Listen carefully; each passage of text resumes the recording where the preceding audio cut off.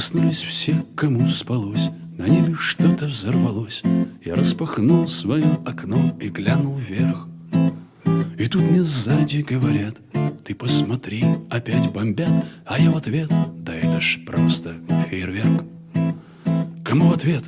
Кто говорил? Ведь я один в квартире был. Жена у матери давно, наверное, спит.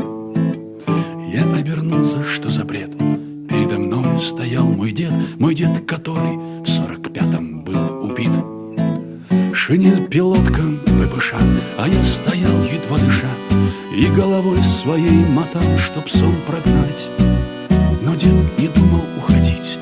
Он попросил воды испить, потом сказал: присядем, внук, чего стоять. Напротив деда я сидел и словно в зеркало глядел, и дым махорки незнакомый мне вдыхал. А он курил и говорил про то, где воевал, где был, и как на ударе в него снаряд попал. Тут его взгляд задумчив стал, и дед надолго замолчал. Потом вздохнул и произнес: скажи мне, внук, ты отчего же так живешь? Как будто свой башмак жуешь, как будто жизнь для тебя сплошной недуг.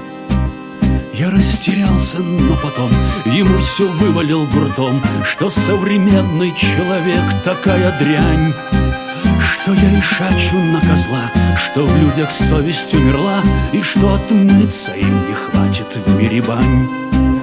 Я что-то там еще кричал, но тут кулак на стол упал. Горящим страшным взглядом дед меня сверлил. Тебе б со стороны взглянуть, мой внук, на жизнь и твою суть, и ты тогда б совсем не так заговорил.